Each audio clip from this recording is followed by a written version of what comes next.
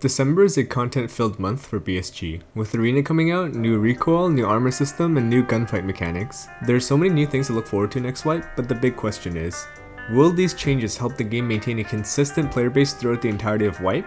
I have my doubts. Sure, there are a lot of things to discover and learn next wipe, but what made TARKOV such an engaging game when we first started playing? The gamble. If you weren't a fan of this, then you would have already went back to playing other genres. Back then, we didn't have a consistent loot run. We didn't have the map knowledge to survive most of our raids.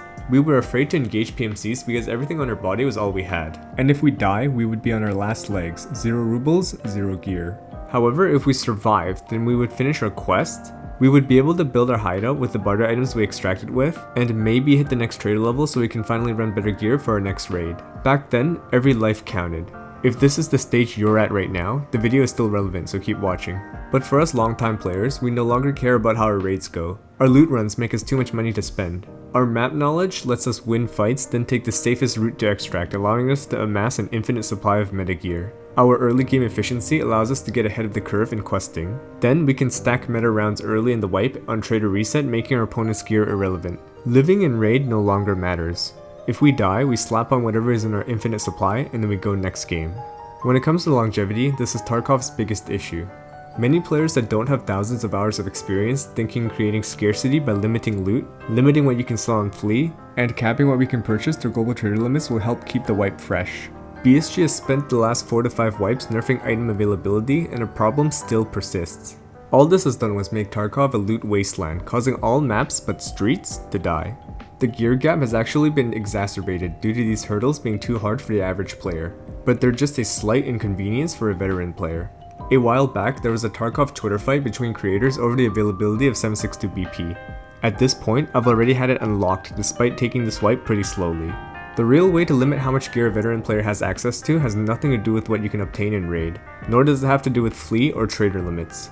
It all begins with our inventory. Let's take a quick look at similar survival games like Rust and DayZ. Gameplay in these shooters are very similar.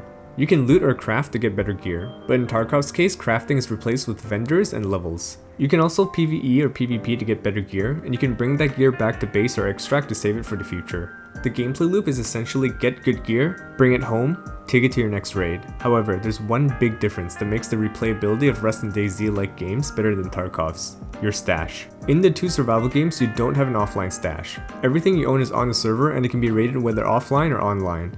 In DayZ's case, you can keep some of the stuff on your body, however building a base is far more difficult than Rust. So if you get raided or make a mistake in PvP, you might lose everything you own.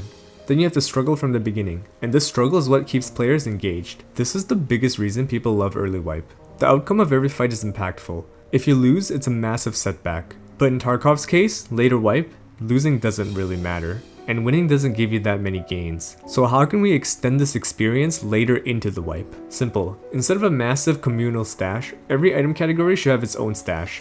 So guns only go into guns, rigs only go into rigs, barter items only go to barter items, meds to meds, and so on. Then BSG can limit how much we can store per category.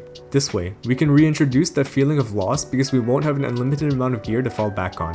When we have a surplus amount of gear coming back from raid, we'll be forced to vendor. Yes, the rubles we make from vendoring will help us re-kit in the future, but that's nowhere near the item value of stashing it. For example, the barter trade for Slick is as little as 400k to over 2.2 mil, depending on how far into the wipe we are. However, vendoring to Ragman only gives us 240k. Something like Current vendors for as little as 80, while it costs 180 to buy. Gun builds are the same. If we're forced to vendor now and rebuy later at a premium of over 2 times the sell price, then we'll be losing more rubles in the long run. Some of you are going to mention players who prefer to have clean stashes with rubles only, and they can still buy whatever they want with infinite amount of rubles that can last until the end of wipe. How do you think they got to this point? Throughout wipe, at some point, players will hit a ruble count that can sustain running endgame gear through purchasing. This is the point where an individual is considered endgame. Deaths, kills, survival no longer matters. Before this point, they'll stash away surplus gear they can bring back. In order to bring this point forward, we have to force players to spend a lot of rubles. This can happen by removing the ability to stash a bunch of gear by forcing people to vendor kits to bring back from raid. Doing so will increase risk per raid, which in turn delay the entire population from entering late wipe. When it comes to limiting ammo, veteran players can quickly build an unlimited supply of meta rounds. I currently have a decent supply of 762 BP, 855A1, CBJ, M80, SP6, and whatever Mosin round because they're all good. With individual stash sizes, you can limit the amount of ammo players can stash away. Let's say you limit ammo stash to 3x6, so you can only fit a maximum of 3 ammo cases. That can only hold 1 or 2 calibers of meta rounds, while still having enough space to branch out to other options when you run out. This way, players will be forced to explore different platforms and ammo. Weapons case and thick cases can be a consumable that adds a new tab. The way these are balanced right now needs to take slot efficiency into account. Because they consume a significant chunk of our inventory, they have to hold enough to make them worthwhile. If our stash is separated and they get their own tabs, then BSG can balance it to whatever size seems fitting. This aligns with the realism aspect of TARKOV, as thick weapons case, or weapons case in general, shouldn't be able to hold 20 guns. I think our end result can be a reduced stash size for armor, weapons, and ammo, but an overall increase in how many barter items you can hold without a junk box. Which seems fair because BSG increases the amount of barter items needed to build hideout every wipe. This makes our current stash space too small early, while mid-wipe, when these items are no longer required, our stash space becomes too large, allowing us to stash away meta gear. Having multiple kits to fall back on helps you snowball into late wipe super quick, because good players end up running strong gear with little to no risk. Having less gear to stash also impacts ammo and weapon balancing for gunfights. The biggest complaint from the casual TARKOV community is the lack of realism in fights, even though movement has been limited to the point where a PMC is doing less than what humans can achieve in real life, which isn't realistic or fun. It doesn't feel good to play a PMC that's incapable of anything physical.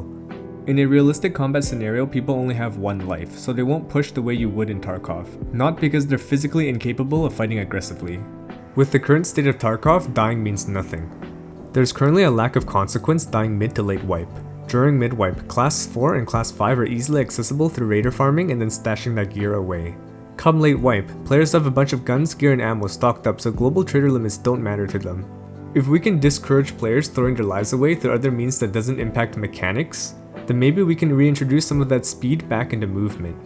If you can only stash 3 or 4 raids worth of gear instead of the insane amount of gear we can store right now, it'll discourage players from making risky plays without removing the risky option completely by nerfing mechanics. The way fights pan out currently in TARKOV lines up with Nikita's original vision, survival being the #1 priority. But this is a byproduct caused from nerfing movement to the point where fighting defensively is the only way to come out on top. When I die in these fights, I don't feel anything.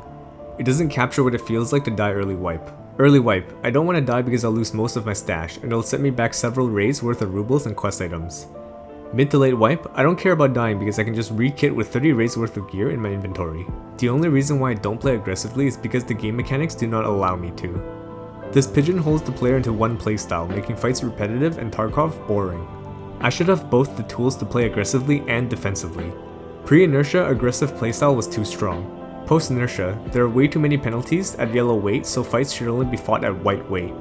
But early to mid-wipe, your kit on its own sends you into yellow, let alone any loot you may have on your body. How a player takes a fight should be decided by the player, not the game. If we can bring back movement that's a bit faster, but de-incentivize aggressive play by making your life valuable, we might be able to maintain a feeling of early wipe throughout the entire wipe. Then maybe, just maybe, more players will stay throughout the wipe. As always, thanks for watching. Like, sub, turn on bell, check my other socials, and I guess I'll see you for Arena.